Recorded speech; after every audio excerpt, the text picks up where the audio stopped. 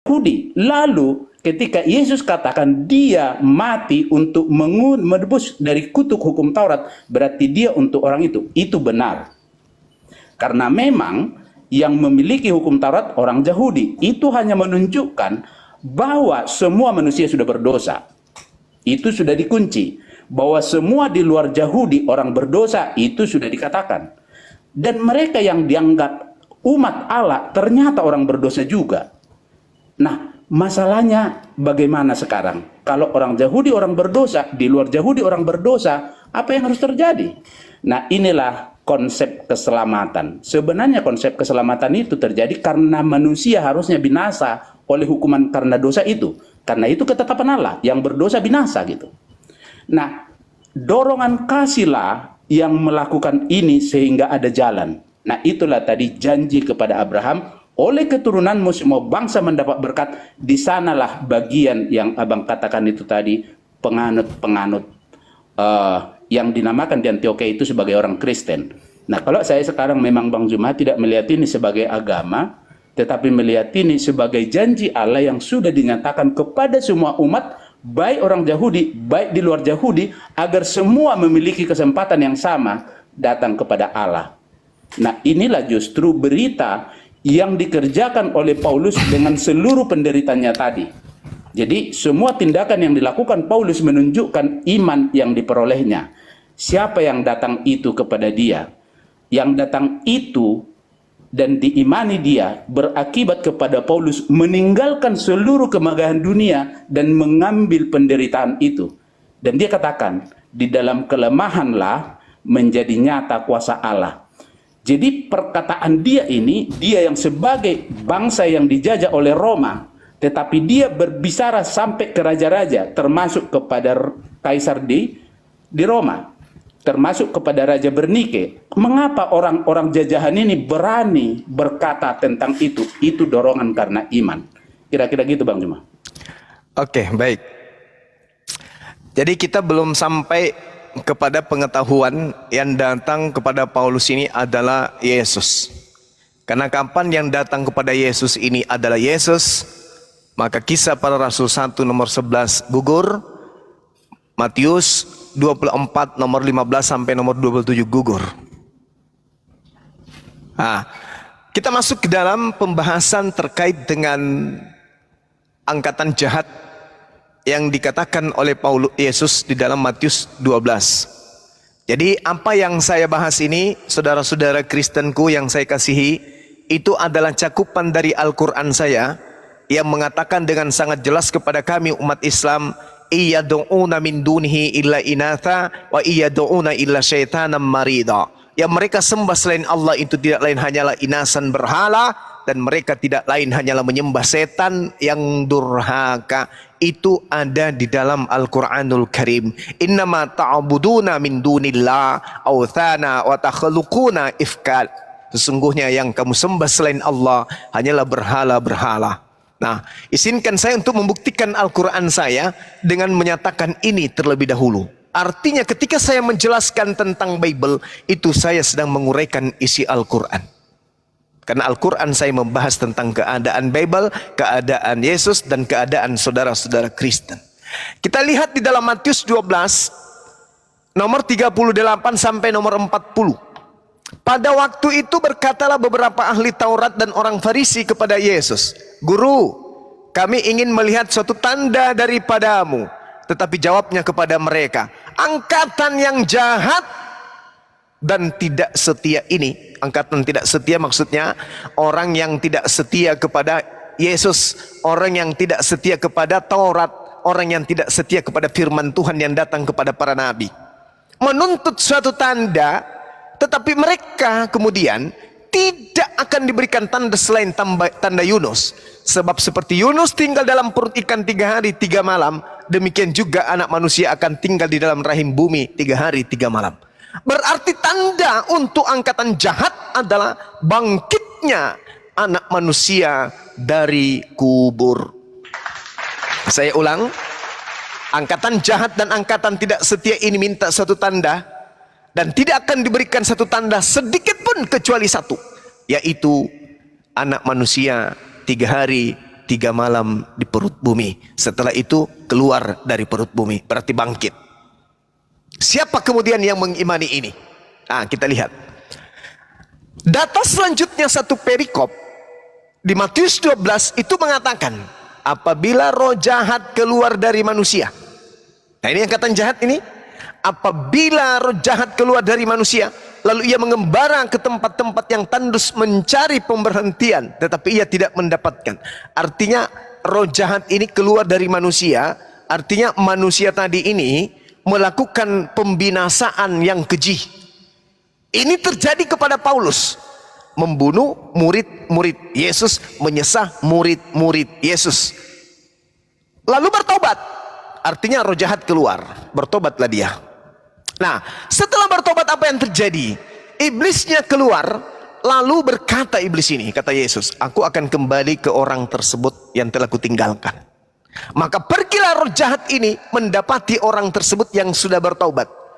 Orang ini benar-benar bertobat, bersih, tersapu dan rapi teratur. Ketika menemukan orang ini, ya, karena iblisnya tadi ke padang yang tandus, ingat, jalan ke Damsik itu adalah padang yang tandus. Ingat itu. Jadi kemudian iblisnya ke jalan tandus tidak menemukan pemberhentian. Iblisnya kembali kepada oknum yang tadi. Maka ia pergi mendapati rumah kosong, maksudnya orang yang bertobat tadi. Lalu ia datang dan keluar mengajak 7 roh jahat lainnya yang jauh lebih jahat daripadanya. Dan mereka masuk dan berdiam di situ. Berdiam di orang yang tadinya sudah bertaubat. Apa kata Yesus? Maka akhirnya keadaan orang itu lebih buruk daripada keadaannya semula. Kata Yesus, demikian juga akan terjadi atas angkatan jahat ini. Mohon maaf, angkatan jahat dan angkatan tidak setia itu kerasukan 8 roh jahat di dalam tubuhnya. Pertanyaan saya, roh apa yang datang kepada Paulus mengaku Yesus? Karena roh jahat ini masuk kembali kepada orang yang tadinya melakukan kejahatan lalu bertobat, dia masuk dan orang itu semakin jahat. Kalau tadi dia hanya membunuh manusia, begitu roh jahat, 8 roh jahat masuk ke dalam tubuhnya, dia malah menghilangkan keesaan Tuhan, dia menghilangkan hukum-hukum Tuhan, bahkan berani mengatakan hukum Tuhan itu adalah sampah, bahkan berani mengatakan hukum kekal perjanjian Tuhan itu adalah tidak membawa kepada kehidupan. Contoh, di dalam Kejadian 17 nomor 14, apa kata Elohim? Barang siapa yang tidak bersunat, maka dia akan dibunuh, dia akan dilenyapkan dari sebangsanya, sebab dia telah membatalkan hukum perjanjian kekalku. Paulus dengan mudahnya mengatakan di Galatia 5 nomor 2, barang siapa yang bersunat, maka Yesus Kristus tidak berguna baginya. Bertentangan tidak dengan pernyataan Tuhan? Bertentangan. Makanya Yesus mengatakan di dalam Yohanes 8 nomor 44, iblislah yang menjadi bapakmu dan kamu mau melakukan keinginan-keinginan bapakmu. Dan itu dipraktikkan kemudian oleh orang Kristen. Saudara-saudara Kristenku mau melakukan dan mempraktikkan semuanya apa yang diinginkan oleh Paulus. Sekali lagi, kalau Anda mengatakan Paulus bertobat, Paulus begini dan begono, ingat dalam Matius 24 Yesus mengatakan bahwa penyesat itu mampu melakukan mukjizat-mukjizat, mampu melakukan tipu daya, mampu melakukan tipu muslihat dan kesaksian-kesaksian palsu. Jadi jangan heran kalau seorang Paulus kemudian oleh ajaran pagan, penganut ajaran pagan, pernah hampir melantiknya menjadi Tuhan, menjadi dewa Hermes, dikarenakan kehebatan Paulus melakukan mujizat-mujizat. Dan Yesus mengatakan nabi palsu mampu melakukan mujizat-mujizat dan kekuatan-kekuatan supaya mereka kemudian bisa menyesatkan orang-orang pilihan. Jadi jangan heran. Nah sekarang belum terjawab, roh apa yang datang kepada Paulus yang mengaku Yesus? Apakah itu Yesus beneran? Kalau Yesus beneran tolong kasih bukti. Tapi kalau itu bukan Yesus beneran, berarti benerlah apa yang dikatakan oleh Yesus dalam Matius 12 tentang angkatan jahat. Angkatan jahat dan angkatan tidak setia. Ibrani 6 nomor 1, marilah kita meninggalkan hukum-hukum pertama, yaitu hukum Taurat, menuju kepada hukum yang dibuat oleh manusia, yaitu hukum yang dibuat oleh Paulus. Makanya Yesus mengatakan, iblislah yang menjadi bapakmu. Hari ini kita melihat saudara-saudara Kristen, bapak mana yang mengajarkan orang Kristen menyembah kepada Yesus? Bapak Elohim atau Bapak Paulus? Bapak Elohim atau Bapak Paulus? Saya ulang, Bapak Paulus atau Bapak Elohim yang mengajarkan orang Kristen kemudian makan babi, tidak bersunat, ibadah minggu, dan menyembah anak Maria. Disitulah jawabannya dan keselamatan bagi orang-orang berakal untuk menerima penjelasan saya. Demikian. Ya, makasih Bang Juma sudah memaparkan itu. Ya, tadi roh yang mana, kan itu pertanyaan tadi yang belum terjawab ya. Jadi memang sudah dikatakan hukum itu ketika tidak mendatangkan kesempurnaan atau tidak mendatangkan hidup, maka dia tidak berguna lagi ketika yang mendatangkan kesempurnaan itu datang gitu. Artinya, oleh pekerjaan melakukan hukum Taurat tidak ada orang yang dibenarkan. Justru oleh hukum Taurat itu pelanggaran orang Yahudi makin nyata, karena apa yang ditulis tetapi mereka langgar itu membuat rupa pelanggaran itu menjadi nyata. Artinya menjadi nyata sekarang bahwa semua orang telah di bawah hukuman dosa. Nah, itu sebabnya roh yang tadi Abang katakan yang mana yang datang. Nah, ini yang menjadi pendapat Paulus, tetapi pertama dulu Paulus melakukan pembunuhan itu karena dia melihat begitulah cara beribadah atau membela ajaran hukum Taurat. Jadi jangan dikira bahwa Paulus itu seperti orang jahat biasa, bukan. Tetapi karena kecintaan kepada hukum Taurat dia melakukan itu. Hanya dia menyadari sekarang tanpa pengertian. Penting di sana pengertian. Bukan hanya maksudnya mengetahui info, tetapi pengertian terhadap info yang didapat. Nah, roh yang mana yang datang itu? Ini pendapat Paulus. Menurut pendapatku, Allah memberikan kepada kami para rasul tempat yang paling rendah, sama seperti orang-orang telah dijatuhi hukuman mati, sebab kami telah menjadi tontonan bagi dunia, bagi malaikat-malaikat dan bagi manusia. Kami bodoh oleh karena Kristus, tetapi kamu arif dalam Kristus. Kami lemah, tetapi kamu kuat. Kamu mulia, tetapi kami hina. Sampai pada saat ini kami lapar, haus, telanjang, dipukul, dan hidup mengembara. Kami melakukan pekerjaan tangan yang berat. Kalau kami dimaki, kami memberkati. Kalau kami dianiaya, kami sabar. Kalau kami difitnah, kami tetap menjawab dengan ramah. Kami telah menjadi sama dengan sampah dunia, sama dengan kotoran dari segala sesuatu sampai pada saat ini. Jadi roh yang datang itu mengakibatkan Paulus rela menerima itu. Apa yang menjadi kerelaan di sana? Karena dia sudah katakan, di dalam kelemahanlah kuasa Allah itu nyata bagi dia. Ini kan belum didapat sampai akhirnya nanti Paulus mati. Terus apa gunanya iman itu? Ternyata mengapa iman itu tetap ada? Karena dia ada pengharapan. Pengharapan yang begitu kuat itulah yang mendorong dia melakukan seluruh pekerjaan kasih itu. Jadi terlihatlah bagaimana dia mau menyerahkan tubuhnya yang harus binasa ini untuk melayani orang-orang. Itu sebabnya Paulus berkata, bagiku lebih baik mati. Mengapa begitu? Karena pengharapan itu. Ketika dia mati, selesai sudah semua penderitaan karena ada harapan. Tetapi lebih berguna aku hidup. Mengapa begitu? Karena dia mengasihi orang-orang. Dia mau sampai karena kasihnya, aku mau terpisah dari kasih Kristus demi saudara-saudaraku orang Yahudi. Karena mereka sangat giat dalam hukum Taurat, tetapi tanpa pengertian. Nah, itu menjadi jelas bagi dia karena sebelumnya dia mengalami hal yang sama. Jadi roh yang datang kepada Paulus adalah roh yang mengakibatkan dia melakukan itu semua dalam kerelaan oleh pengharapan kepada yang dijanjikan. Kira-kira begitu Bang Juma? Oke, baik. Jadi sekali lagi ya, sahabat-sahabat Muslim dan rekan-rekan yang saya kasihi dari umat Kristiani, saya membaca di dalam Kisah Para Rasul 9. Di situ diterangkan kemudian Kisah Para Rasul 9 nomor 7.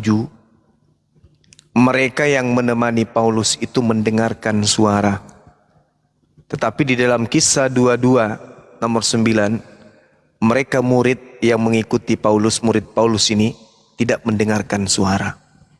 Ini ada kontradiksi yang sangat sebagai kunci kebenaran akan tragedi yang terjadi kepada Paulus ketika dia ke Damsyik. Saya ulang sekali lagi. Di dalam Kisah Para Rasul 9 nomor 7, maka termangu-mangulah teman-teman seperjalanan Paulus karena mereka memang mendengar suara, tetapi tidak melihat seorang pun.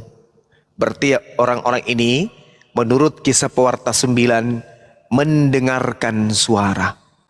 Tapi anehnya di Kisah Para Rasul 22:9 di situ dikatakan, dan mereka rekan seperjalanan Paulus yang menyertai aku, kata Paulus, memang melihat cahaya, tetapi suara dia yang berkata kepadaku tidak mereka dengarkan. Coba, ini menyakitkan ini. Menyakitkan sekali. Di Kisah Para Rasul 9:7 yang menyertai Paulus mendengarkan suara, di Kisah Para Rasul 22:9 yang menyertai Paulus tidak mendengarkan suara. Ini menyakitkan bagi orang yang mengedepankan akal dan ilmu dalam memeluk agama. Penulis Kisah Para Rasul ini hanya satu orang saja, yaitu Lukas. Kalau dua penulisnya, kemungkinan pada saat itu mereka bernarasi dari sisi lain dan yang satu menggunakan kacamata lain. Tapi ini terpapar hanya Lukas seorang yang menuliskan. Baik Kisah Para Rasul 9 maupun Rasul Kisah 22 itu semuanya ditulis oleh satu oknum bernama Lukas. Tetapi bertentangan. Lukasnya mengatakan, maka termangu-mangulah teman-teman seperjalanan Paulus karena mereka mendengarkan suara itu tetapi tidak melihat seorang pun. Sedangkan Paulus yang diceritakan oleh Lukas justru mengaku beda. Dan mereka yang menyertai aku memang melihat cahaya, tetapi suara dia yang berkata kepadaku tidak mereka dengar.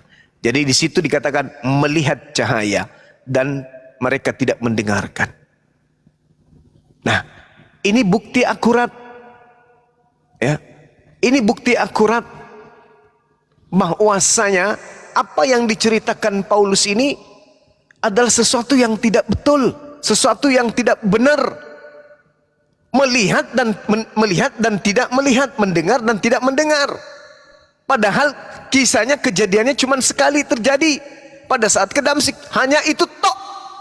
Tapi kenapa menarasikan tidak mendengar, sementara Paulus mengatakan Lukas mengatakan tidak mendengarkan, tetapi Paulus sendiri mengatakan tidak mendengarkan. Mana yang benar? Antara Paulus yang mengalami kejadian atau yang murid yang hanya menceritakan kejadian?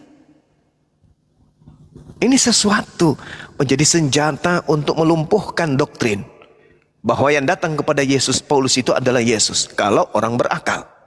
Nah, untuk itulah kemudian saudara kita Bang Obed belum memberikan bukti akurat bahwa yang datang kepada Paulus itu adalah Yesus. Karena kalau semakin dipaksakan yang datang itu adalah Yesus, maka Yesus ini adalah pendusta besar. Sebab kenapa?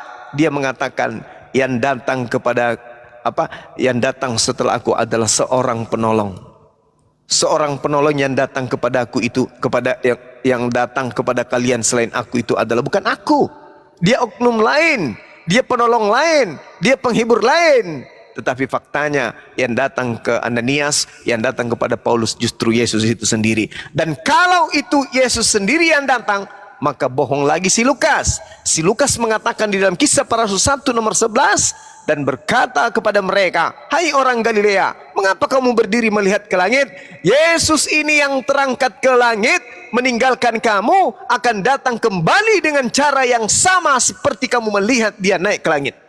Akan datang kembali dengan cara yang sama kamu melihat dia naik ke langit. Yesus naik ke langit disaksikan oleh orang banyak dengan jasadnya. Berarti kedatangannya ke bumi juga akan datang dengan jasadnya. Tetapi yang datang kepada Paulus hanya suara. Pertanyaannya, benarkah suara itu adalah suara Yesus? Kalau itu suara Yesus, kenapa ajarannya kemudian bertentangan dengan ajaran yang asli ketika dia dalam bentuk manusia?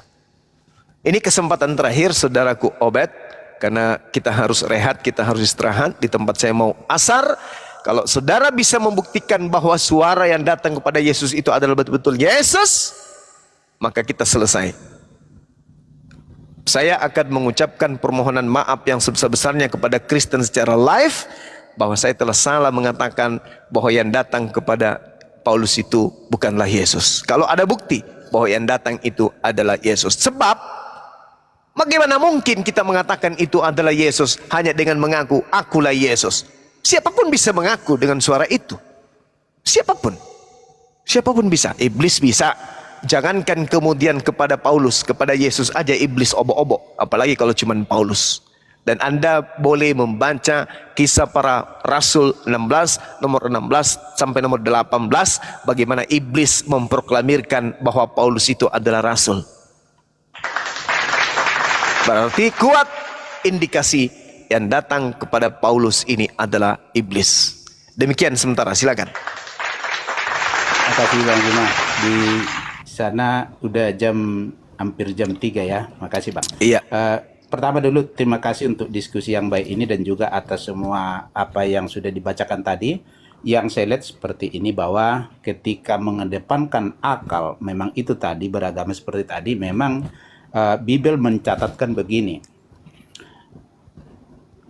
Yang hikmat dunia, maksudnya akal pikiran dunia ini di hadapan Allah itu sebagai kebodohan. Karena sudah dibuat premisnya, pikiran Allah itu, hikmat Allah itu setinggi langit di atas bumi. Artinya di sana ada hikmat Allah, ada pikiran Allah, ada hikmat manusia. Nah, dikatakan juga dalam hikmatnya manusia ini tidak akan bisa mengenal Allah. Tetapi hikmat Allah lah yang menyatakan bagaimana nanti mereka itu mengerti. Nah, itu tadi roh yang Abang sebutkan ketika tadi berbicara tentang yang dikatakan Yesus nanti penghibur itu, tetapi mungkin harus lebih dipertimbangkan lagi karena Abang berkata itu tadi seorang gitu. Di sana dikatakan penolong yang lain. Nah, apa pekerjaan penolong itu? Sebenarnya kalau diikuti di ayat 8 dikatakan begini. Ketika dia datang penolong itu, maka dia akan menginsafkan. Maksudnya membuat orang sadar akan dosa, akan kebenaran, akan penghakiman. Ada 3 yang dikerjakan oleh penghibur yang akan datang yang dijanjikan itu, yaitu menginsafkan dunia akan dosa, kebenaran, penghakiman. Akan dosa karena mereka tetap tidak percaya kepada berita Injil, akan kebenaran karena Kristus harus naik ke sorga, akan penghakiman bahwa penguasa dunia ini di bawah penghukuman. Nah, itu yang dituliskan di sana. Nah, lalu roh mana yang datang tadi? Saya seperti tadi mengungkapkan, bukan menjawab secara langsung, tetapi lebih pada mengungkapkan bukti-bukti yang terjadi kepada Paulus, apa yang dikerjakannya. Karena bagi saya, Bang Zuma, pekerjaan yang dilakukan itu dengan seluruh penderitaan yang dialaminya, bahkan dia sampai mati, itu menunjukkan kekuatan apa yang terjadi terhadap dia. Roh apa yang dapat terjadi begitu. Kenapa roh itu begitu kuat padanya sehingga melakukan itu semua? Nah, itu sebabnya ini yang dia katakan. Sebab itu oleh roh itu, mengerti Paulus menyatakan ini. Sebab itu, sama seperti dosa telah masuk ke dalam dunia oleh satu orang, dan oleh dosa itu juga maut. Demikianlah maut itu telah menjalar kepada semua orang, karena semua orang telah berbuat dosa. Sebab sebelum hukum Taurat ada, telah ada dosa di dunia. Tetapi dosa tidak diperhitungkan kalau tidak ada hukum Taurat. Sungguh pun demikian, maut telah berkuasa dari zaman Adam sampai kepada zaman Musa, juga atas mereka yang tidak berbuat dosa dengan cara yang sama, seperti yang telah dibuat oleh Adam. yang adalah gambaran dari Dia yang akan datang. Tetapi karunia Allah tidaklah sama dengan pelanggaran Adam. Sebab jika karena pelanggaran satu orang, semua orang telah jatuh ke dalam kuasa maut, jauh lebih besar lagi kasih karunia Allah dan karunia-Nya yang dilimpahkannya atas semua orang karena satu orang, yaitu Yesus Kristus.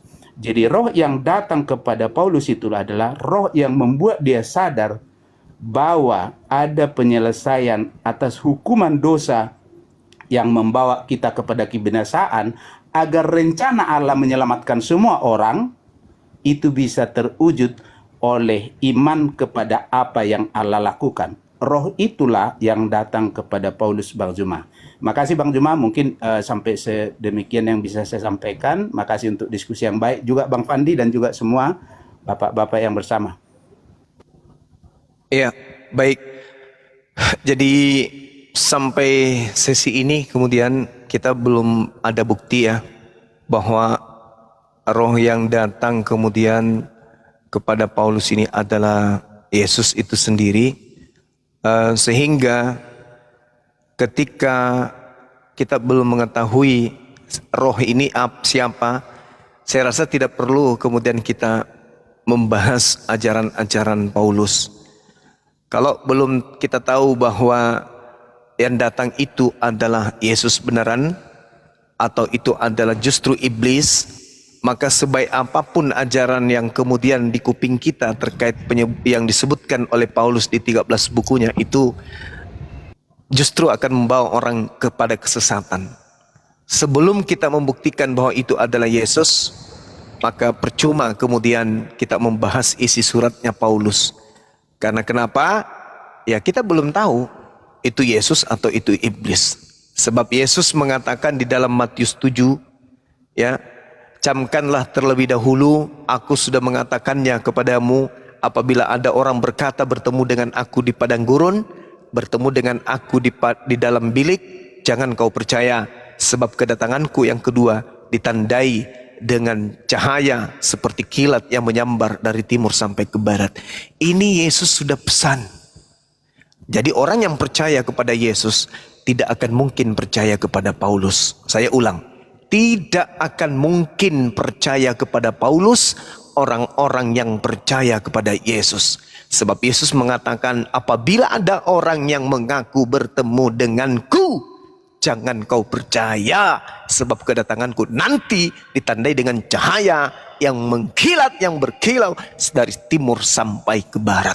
Jadi kalau Anda sahabat-sahabat Muslim atau teman-teman Kristen percaya kepada Yesus, mustahil percaya kepada Paulus. Kalau kita percaya kepada Yesus, mustahil orang itu murtad dari Islam dengan mengaku bertemu dengan Yesus. Saya ke Mekah melihat Yesus, saya tahajud melihat Yesus, saya mendengar azan melihat Yesus. Itu bullshit.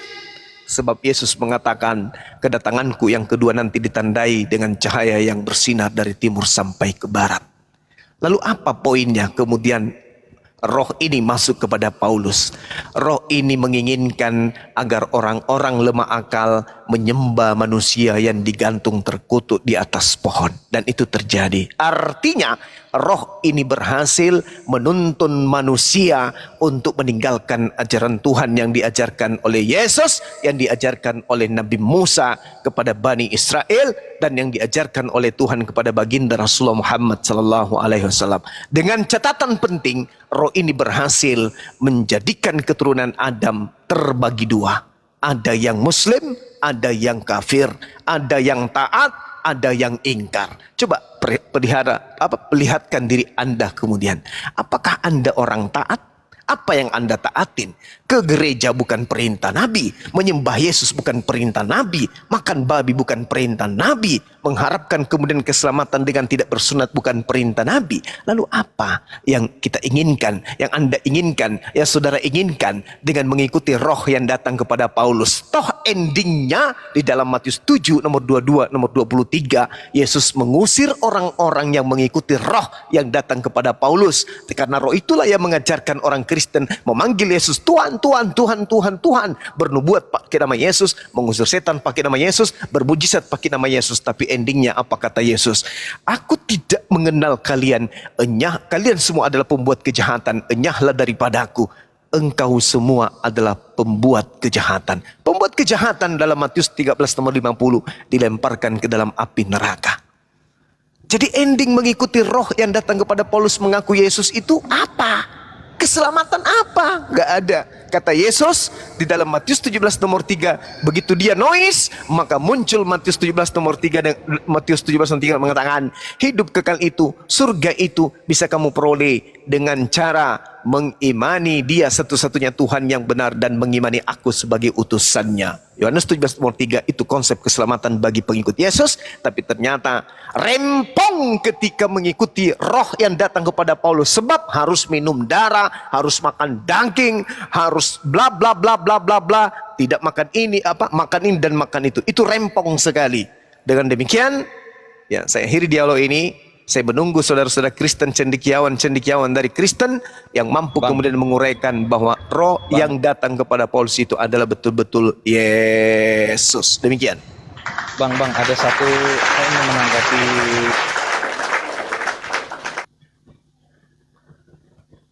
Halo, Ya, ntar dulu. Bang Egi.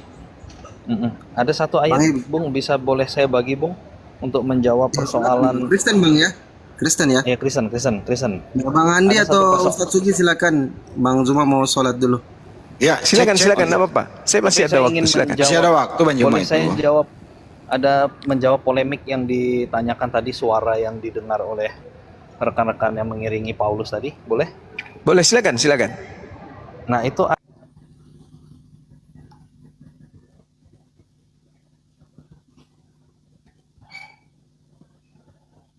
Bang, jangan tenggelam, Bang. Suaranya kehilangan suara kita. Ditelepon bom-bom, Bang. Paling bom-bom yang telepon itu. Assalamualaikum warahmatullahi wabarakatuh. Waalaikumsalam. Waalaikumsalam warahmatullahi wabarakatuh. Dia lagi ngomong itu sambil buka aplikasi. Halo. Astaga. Halo. Iya, silakan. Mana nggak terima telepon, halo juga. Noise. Buka di halo tes. Noise. Jauh-jauh dulu dari keributan. Buka di Yohanes 12, Bang. Yohanes berapa? 12. Ya, Yohanes 12. Di nomor? Nggak kedengeran, orang lagi buka aplikasi lagi dia. 24 paling. Nomor 12, berapa, Pak? 2829. 28, Yohanes 12 2829. Oh ya, Oke. Oke. Nah, itu mungkin bisa jadi referensi, Bang, untuk menjawab polemik yang berkaitan dengan Paulus tadi. Jadi, memang waktu orang-orang yang mengiring Paulus itu menuju ke Damsyik, mereka mendengar suara. Nah, suara apa itu? Nah, jadi ketika Yesus menyatakan kemuliaannya, ya, itu ada suara guntur, Bang. Nah, itu yang mungkin mereka dengar. Dan kemudian suara yang kemudian berbicara pribadi kepada Paulus, ya, yaitu firman yang menjadi petunjuk untuk Paulus mengerjakan tugasnya, itu tidak didengar memang oleh mereka.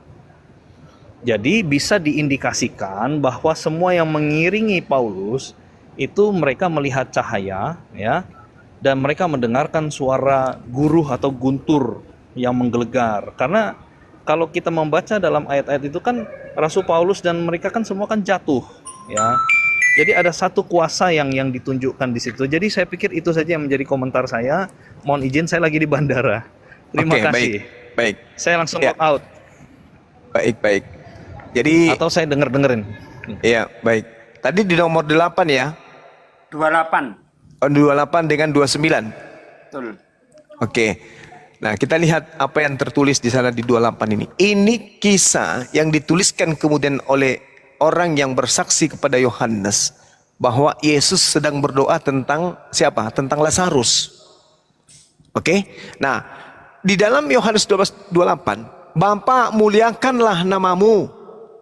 Maka penulis dari buku kitab Yohanes ini mengatakan, maka terdengarlah suara dari surga. Aku telah memuliakannya dan aku akan memuliakannya lagi. Memuliakan siapa? Memuliakan Yesus. Ini Yesus belum terangkat ke langit. Tidak ada hubungannya dengan apa yang terjadi kepada Paulus. Yesusnya mengatakan yang datang setelah aku bukan aku. Yang datang setelahku adalah seorang penolong. Kalau ini nggak ada hubungannya. Justru catatan penulis Yohanes ini bertentangan dengan ucapan Yesus bahwa kamu tidak pernah mendengarkan suara Tuhan. Coba Anda baca di dalam kitab saudara tuh. Di Yohanes berapa itu Gurunda? 5:37 itu Bunda. 5:37. Apa kata Yesus? Kamu tidak pernah mendengarkan suara Tuhan. Nah, ini aku telah memuliakannya dan aku akan memuliakannya lagi. Kontradiksi dengan pengucapan Yesus. Tapi di situ bukan poinnya.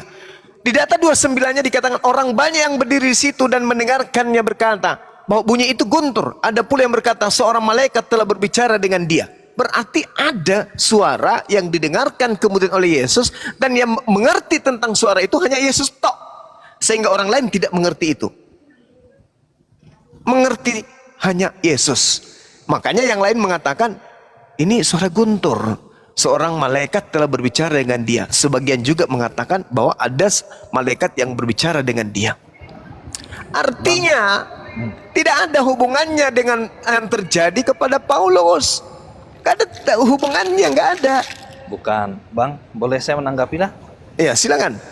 Jadi gini, maksud saya itu saya hanya ingin mengajak kepada logika kita, akal ya, akalnya kita itu begini loh Bang. Tuhan itu kan maha kuasa. Dia sanggup Ya, Tuhan, oke. Betul. Ya, dia sanggup menyampaikan dengan cara apapun, dan kemudian Betul. pengalaman yang dialami oleh mereka, saya mengambil ayat itu mungkin secara koneksi langsung tidak ada.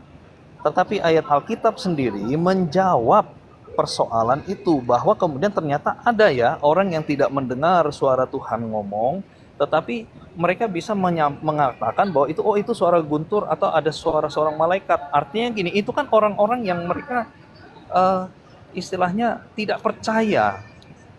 Dalam konteks ini kan Yesus ingin berbicara kepada Paulus secara pribadi. Panggilan itu diberikan pada Paulus secara pribadi, sehingga dia menyatakan dirinya kepada Paulus pribadi.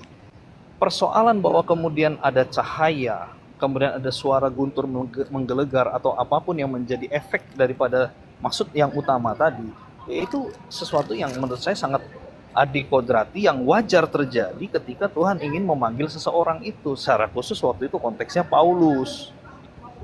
Jadi saya pikir sangat logis kalau hal itu. Jadi kalau ayat itu dipertanyakan bahwa kemudian mengapa ayat itu kontradiksi, di sisi lain bahwa seolah-olah Kisah Rasul menyatakan, Lukas mencatat itu kan sepenulisnya adalah Lukas. Lukas sendiri adalah seorang tabib. Saya yakin dia sangat detail. Dia menyampaikan itu sangat detail. Oleh sebab itu saya pikir tidak ada kontradiksi di situ. Itu khusus untuk ayat itu ya. Kalau persoalan bahwa tadi yang Abang tanyakan saya masih belum, karena saya baru gabung juga sih. Ya saya belum mengikuti dari awal. Tapi paling tidak saya ingin menjawab polemik yang di ayat yang dikatakan bahwa wah itu kontradiksi ayat itu. Tidak. Antara Kisah Rasul, peristiwa di mana terjadinya Lukas berapa ya, Kisah Rasul berapa tadi? Ya itu tidak, intinya tidak kontradiksi lah itu tidak kontradiksi, justru malah saling melengkapi dengan saya membuktikan di satu ayat Yohanes itu bahwa ada peristiwa yang seperti itu terjadi. Artinya apa yang dialami oleh Paulus dan orang-orang yang mengikuti dia bisa saja terjadi seperti itu. Oke, itu deh yang bisa saya jawab. Oke, baik. Jadi gini Bung, tolong pasang kuping baik-baik ya. Saya juga pasang kuping saya tadi ketika Anda menjelaskan, sehingga saya bisa menguraikan dan bisa membantah apa yang Anda sampaikan. Anda membawa data Yohanes 12 ini, itu tidak ada kontradiksi. Orang banyak yang berdiri di situ mendengarkan Yesus dan berkata, maksudnya mendengarkan suara dan berkata bahwa itu bunyi guntur. Ada pula yang berkata itu adalah seorang malaikat telah berbicara dengan dia. Mana kontradiksinya? Gak ada kontradiksi. Semua orang mendengarkan suara itu. Ada yang mendengarkan itu suara guntur, ada juga yang mengatakan bahwa suara malaikat telah berbicara kepada dia. Kontradiksinya di mana? Mereka sama-sama mendengar. Sama sekali tidak ada kontradiksi di situ. Yang menjadi kontradiksi itu adalah di Kisah Para Rasul 9, mereka mendengar suara itu di dalam Kisah Para Rasul 9 nomor 7. Tapi Lukas menerangkan pengakuan Paulus di Kisah Para Rasul 29, mereka tidak mendengarkan suara itu. Yang satu mengatakan mendengarkan, yang satu mengatakan tidak mendengarkan. Itu kontradiksi namanya. Yang satu mengatakan saya mendengar, yang satu mengatakan tidak mendengar. Mana yang benar, mendengar atau tidak mendengar? Ya, izin Bang, boleh saya Silakan, mengambil lagi? silakan. Jadi menurut saya itulah yang saya sampaikan tadi, bahwa di situ Paulus ingin menegaskan bahwa firman yang khusus untuk Paulus itu tidak didengarkan oleh mereka, tetapi mereka mendengarkan suara, bukan suara Yesus itu, tapi efek dari itu tadi, ada yang guntur kah atau apapun itu. Seperti gambaran dalam Yohanes pasal 12 tadi, orang kan tidak mendengar suara malaikat. Mereka hanya, oh sepertinya ada terjadi peristiwa yang kodrati, ya kan, yang adikodrati terjadi dalam konteks itu. Tapi mereka tidak bisa mendengarkan dengan jelas. Itulah yang dialami oleh pengikut-pengikutnya Paulus yang mengiringi dia itu. Sedangkan untuk Paulus, dia mendengar jelas karena memang suara itu, firman itu memang ditujukan untuk Paulus gitu Bang.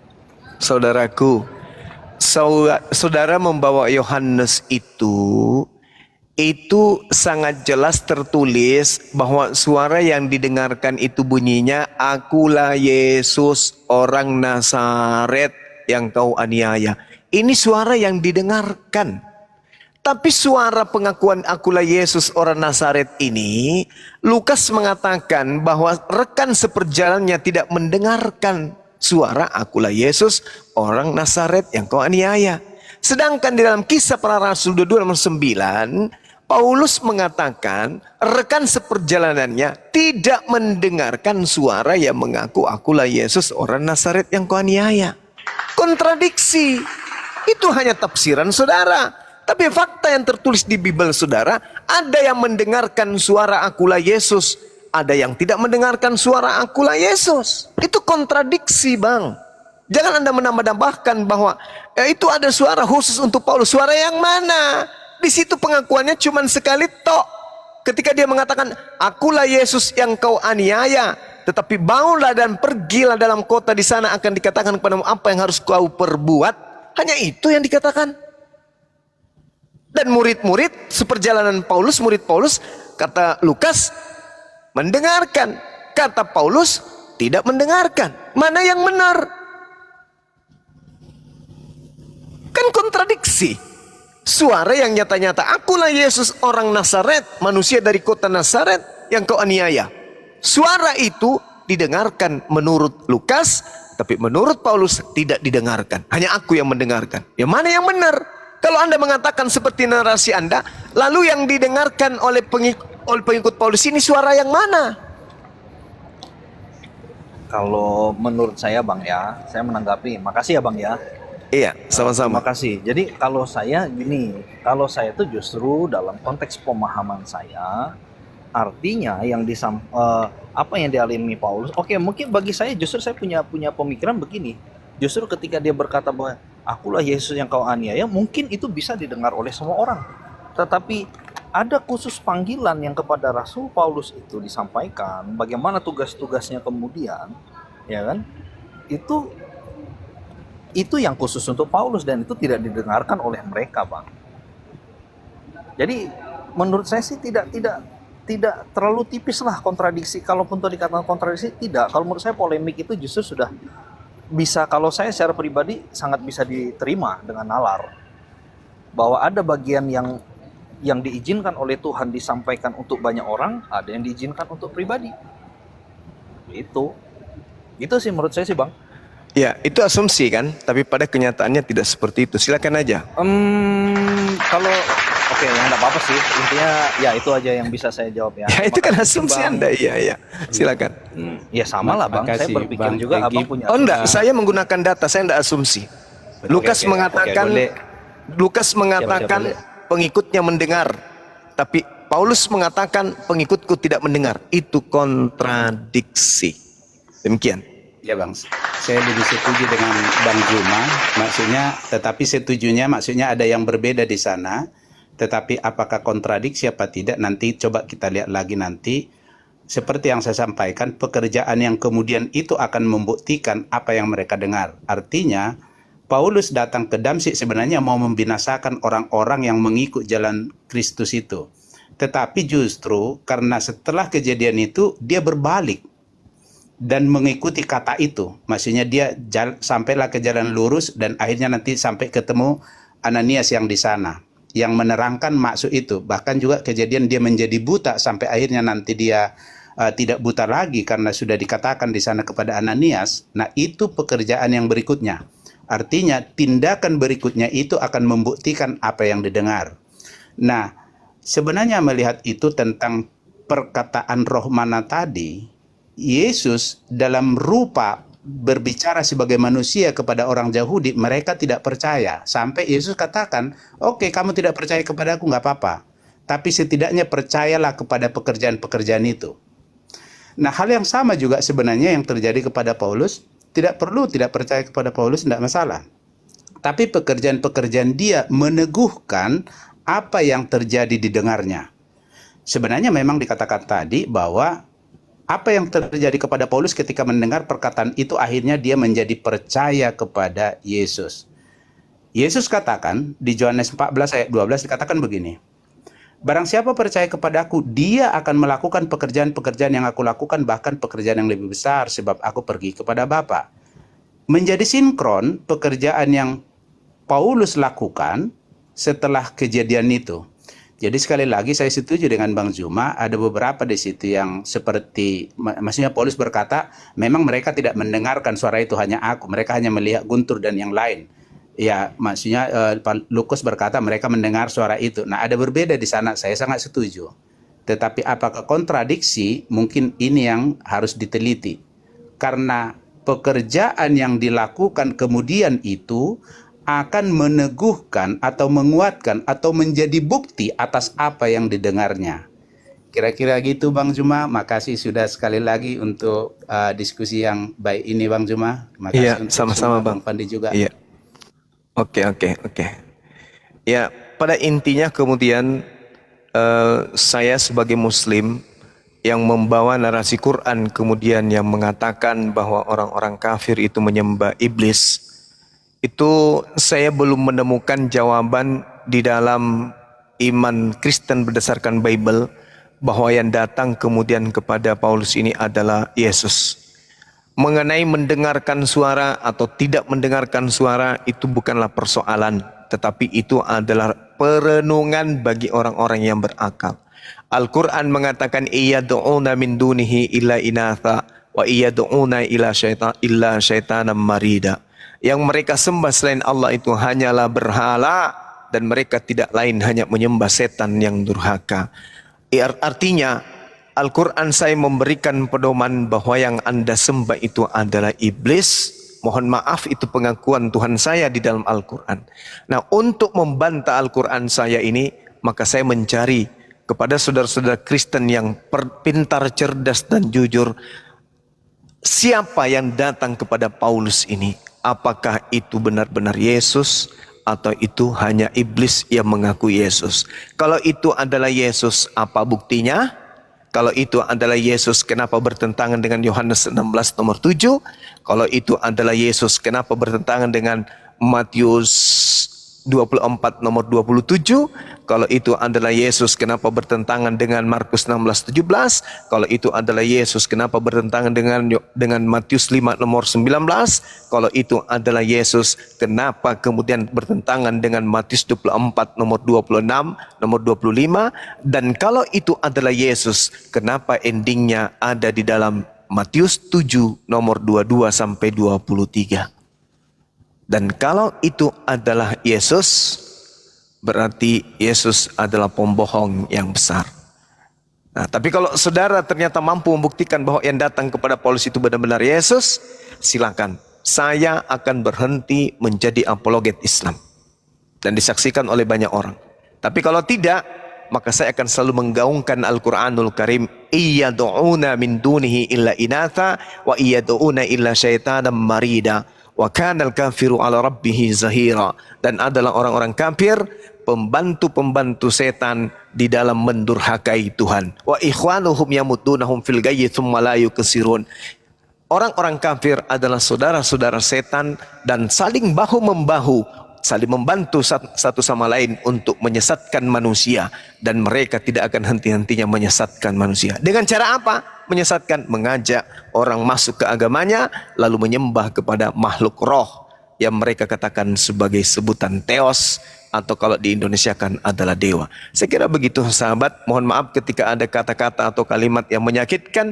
Pada tujuannya saya hanya amar ma'ruf nahi mungkar. Kalau ada sesuatu yang kurang berkenan mohon dimaafkan. Kalau ada yang bisa dipetik ilmunya silakan direnungkan. Semoga bangsa kita ini menjadi bangsa yang rahmatan lil alamin, bangsa yang kemudian bisa sejahtera, masyarakatnya tanpa pandang bulu keyakinan dan agama.